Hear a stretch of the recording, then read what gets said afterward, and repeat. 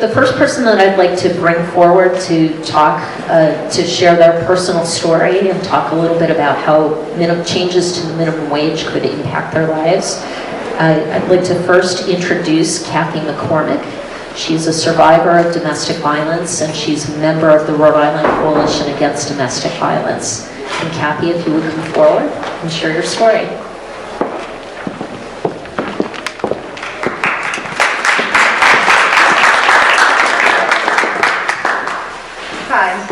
My name is Kathy McCormick.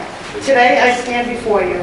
As I stand before you, I can say that I am happily married and have 3 boys and a grandson.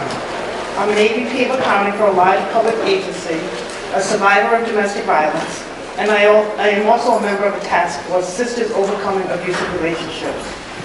I am here today joining the fight for 15, sponsored by Senator Anna Casada, Representative Marsha Raymond Cassell, probably butchered that name, I'm sorry. And I'm here today urging your support because I remember a less fortunate time. My story is familiar. It's a familiar one for many single parents who have escaped a violent relationship. The relationship that seemed good in the beginning spiraled out of control fast, and I found myself pregnant and scared. Getting out of this relationship was extremely dangerous, and it took over 4 years before I was out and feeling relatively safe. To escape, I moved to a new apartment, got a new job, and left no forwarding address. It was my intention to work hard and provide for my son. I was determined to be independent and self-sufficient. After surviving beatings, threats, stalking, and intimidation, I knew I needed to do whatever I could to keep us safe. I found out firsthand how difficult that would be.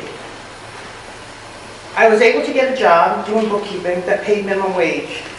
I made every effort to make ends meet, but keeping my head above water was impossible. And many times, I had to decide if I would pay the rent or the daycare, buy milk for my son, or put gas in my car. Though I lived in a decent apartment, it was in a very high crime area. And because I was making minimum wage, I couldn't afford anything else. My story is more common than you know. I struggled every day and never gave up.